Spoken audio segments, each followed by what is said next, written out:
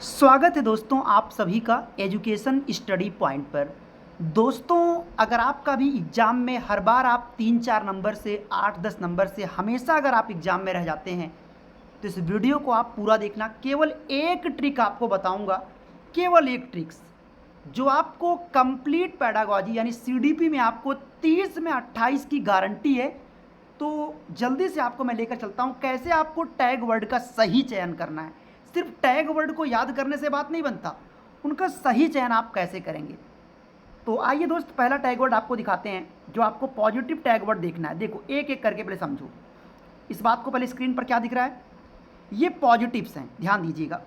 अगर विकल्प में दोस्तों सर्वांगीण विकास लिखा होगा इसका मतलब वो विकल्प हमेशा सही माना जाएगा, यानी सबके विकास की बात है। करके सीखने का मतलब ये होता है कि ये भी सही होगा।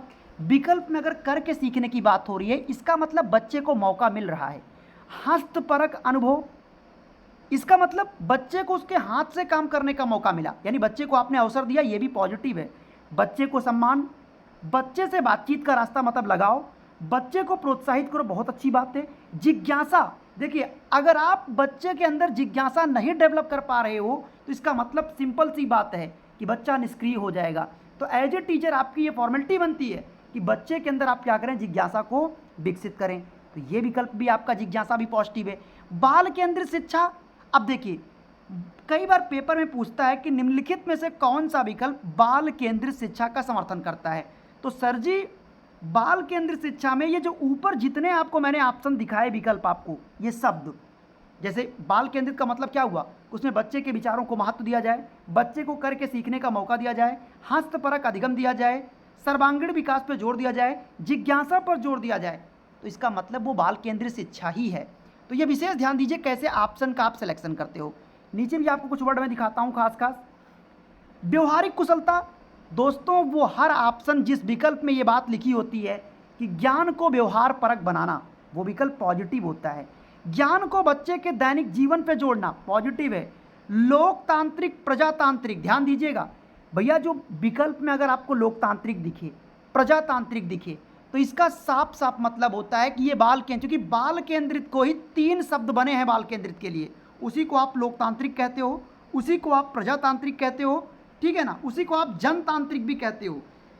समावेशी शिक्षा मतलब कि क्लास में प्रतिभाशाली, मंदबुद्धि, अपंग बालक, हर तरह के बालक हैं, तो सबको कोई स्पेशल ट्रीटमेंट नहीं देना है। ऐसे हर विकल्प से बचना जिस विकल्प में बच्चे को स्पेशल ट्रीटमेंट दी जाए, तो इस गलती से आपको बचना है। इसके अलावा दृश्य श्रव्य सामग्री, ये क्यों पॉजिटिव होगा, ये विकल्प में होगा तो क्यों सही माना जाएगा, वो इसलिए माना जाता है दोस्तों क्योंकि हर एक क्लास क्या होता है, समावेशी होता है। क्यों, क्योंकि समावेशी का मतलब हर क्लास में प्रतिभाशाली, मंदबुद्धि, अपंग बालक हर क्लास में होते हैं, तो हर बच्चा एक तरीके में तो सीख नहीं सकता। तो हमें क्या करना हो चाहिए, उनके अंदर इंटरेस्ट को पैदा करने के लिए दृश्य श्रव्य सामग्री का प्रयोग करना चाहिए। विभिन्न संदर्भ में भाषा का प्रयोग, देखो सीधी सी बात है, एक ही क्रियाकलाप को बार बार करने से बच्चा बोर हो जाता है, इसलिए जिस विकल्प में विभिन्न संदर्भ लिखा होगा वो विकल्प कभी गलत नहीं माना जाएगा। विभिन्न गतिविधि बिल्कुल पॉजिटिव है, क्योंकि बच्चे को रोज चैलेंजेस चाहिए, यानी पेपर के प्रश्नों को हल करते समय पहले दिमाग को आदेश कराना कि प्राइमरी लेवल के बच्चे के लिए है, बच्चे को गतिविधि चाहिए, चैलेंज चाहिए, उनके संदर्भ के अकॉर्डिंग चाहिए। आगे क्या वर्ड है पॉजिटिव, वो भी आप लोग देख लो। त्रुटि, बच्चे क्या सीखते हैं, यानी त्रुटियां जो बच्चे करते हैं उससे क्या पता चलेगा। देखिए दोस्तों अगर बच्चा त्रुटियां करता है तो त्रुटियां जो होता है ना वो अधिगम का एक भाग है, इससे ये पता चलता है कि बच्चा किस लेवल तक सीख पाया, तो ये पॉजिटिव बात होगा। अगर विकल्प में त्रुटि को महत्व दिया गया है क्वेश्चन के विकल्प में तो वो पॉजिटिव है। समूह में चर्चा सब पे भारी पड़ता है, क्योंकि समूह में चर्चा का मतलब क्या होता है, परस्पर अंतःक्रिया मतलब करके सीखना, ग्रुप डिस्कशन, बच्चा सकारात्मक रूप सीखेगा। प्रगतिशील शिक्षा को ही दोस्तों हम बाल केंद्रित शिक्षा कहते हैं। अभी थोड़ी देर पहले मैंने आपको सिखाया था कि जो बाल केंद्रित शिक्षा होती है उसी को प्रगतिशील शिक्षा कहते हैं। जनतांत्रिक, लोकतांत्रिक, ऐसे शब्द सारे पॉजिटिव होते हैं। बहुभाषिकता, बहुत अच्छा क्वेश्चन है, कई बार प्रश्न में ही बहुभाषिकता पूछता है, कई बार विकल्प में बहुभाषिकता होता है। दोस्तों बहुभाषिकता का मतलब होता है कि हर क्लास में बहुभाषी बच्चे हैं, कोई तमिल बोलता है, कोई मलयालम, कोई कन्नड़ बोलता है, हर तरह के बालक क्लास में हैं। तो ऐसे कंडीशन में क्या करना है, हमें उस बहुभाषिकता को कोई बाधा नहीं समझना है। क्यों, क्योंकि बहुभाषिकता हमारे लिए एक उपलब्धि है, हमारे लिए एक संसाधन है, हमारी अस्मिता का निर्माण करता है, तो पॉजिटिव बात है। बच्चों को प्रश्न करने का मौका दो। पोर्टफोलियो क्या होता है? देखिए, पोर्टफोलियो दोस्तों एक प्रकार का लिखित दस्तावेज है। पोर्टफोलियो क्या है? एक प्रकार का लिखित दस्तावेज है जिसमें बच्चे ने कब स्कूल में एडमिशन लिया, उसके माँ बाप का नाम, पिता का नाम, चारित्रिक गतिविधि, सामाजिक गतिविधि, शैक्षिक गतिविधि, खेल की गतिविधि, सारी बातों का दोस्तों उसमें वर्णन किया रहता है। तो ये भी आपका पॉजिटिव ही है। आगे क्या है? सहयोग और सामाजिक गतिविधियां। बिल्कुल, देखो जिस विकल्प में आपको सहयोग दिख जाए, सहयोग का मतलब क्या हुआ? सहयोग का मतलब अंतःक्रिया हो रहा है, डिस्कशन चल रहा है। सामाजिक मतलब बच्चे का अपना समाज है, उनकी ही उम्र के लोगों के बीच में रहकर वो अंतःक्रिया करते हैं, पॉजिटिव है। क्षेत्र भ्रमण पॉजिटिव होता है, क्यों? क्योंकि बच्चा अगर सामने पे जाकर किसी चीज़ को देखेगा तो उसको वो जो अनुभव मिलेगा वो अस्थायी हो जाएगा। अधिगम जो हो वो लक्ष्य उन्मुखी हो, आगे बढ़ाने वाला हो, बच्चे के विचारों को महत्व देने वाला हो। एक चीज़ मैं आपको लाइव क्लास में जो डेली पढ़ाता हूँ कि पेपर में अगर सृजनात्मक शब्द आए वो पॉजिटिव माना जाएगा। और सृजनात्मकता को रिप्लेस करने वाले कितने वर्ड हैं? सर जी, सृजनात्मकता को ही आप लोग मौलिकता भी कह सकते हैं, नवीनता, लचीलापन, और भी बातें मैं आपको दिखा रहा हूँ, जैसे धारा प्रवाह। ये सारी बातें क्या हैं? ये सब पॉजिटिव हैं। सृजनात्मक में अपसारी चिंतन, मौलिक चिंतन, स्वतंत्र चिंतन, कल्पनात्मक चिंतन, अमूर्त चिंतन, ये सारे शब्दों का मतलब दोस्तों सृजनात्मकता ही होता है। तो ये थे दोस्तों आपके पॉजिटिव वर्ड। लेकिन अब मैं आपसे बात कर रहा हूँ कि जब आपकी पेडागॉजी, बाल विकास पेडागॉजी जो आपका CDP है, उसमें कौन से ऐसे निगेटिव वर्ड हैं जिनको देखते ही आपको जान लेना है कि ये हमेशा उत्तर गलत माना जाएगा। देखो, जैसे अगर दोस्तों विकल्प में पुस्तक केंद्रित लिखा है तो वो ऑप्शन हमेशा गलत होगा। क्यों? क्योंकि दोस्तों हमारा NCF कहता है ज्ञान को किताबों से दूर रखना है। फिर वही बात, शिक्षक केंद्रित शिक्षा नहीं हो सकता। बच्चा कोरा कागज अगर कहता है तो ये गलत बात है, क्योंकि बच्चा अपने घर से सामाजिक भाषा को लेकर आता है। पक्षपात, लैंगिक असमानता, ये निगेटिव होता है। अगर विकल्प में कहीं केवल लिखा हो, मात्र लिखा हो, ही, अब लोग कहते हैं सर ही कैसे? जैसे विकल्प में ये लिखा हो कि बच्चा केवल विद्यालय में ही सीख सकता है, बच्चा केवल समाज में ही सीख सकता है, तो ही का मतलब आप किसी एक चीज़ पर जोर दे रहे हो, तो ये दोस्तों निगेटिव ही माना जाता है।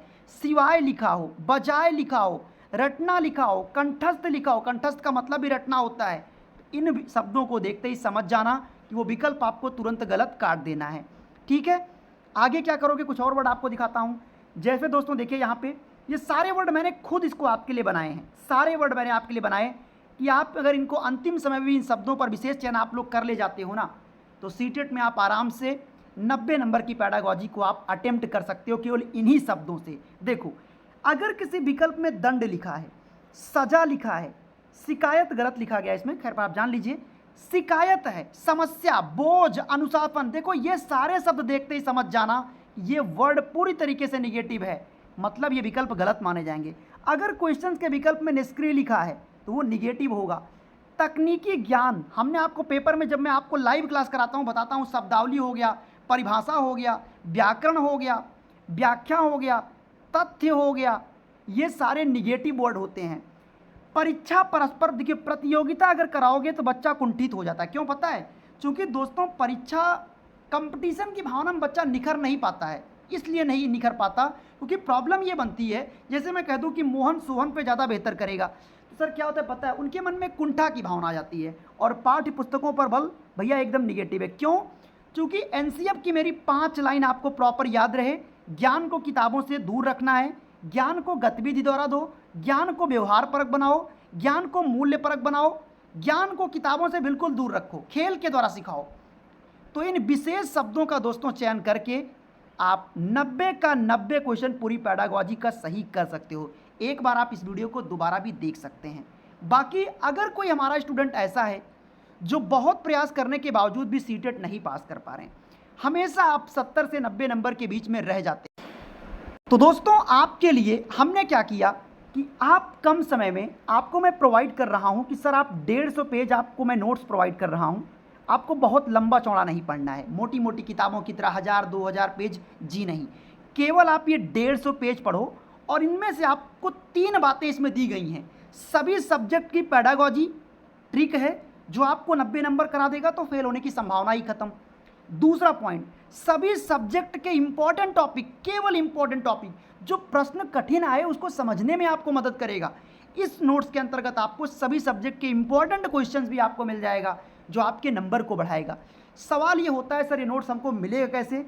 इसके लिए दोस्तों ये नंबर आपकी स्क्रीन पर है 9653050981।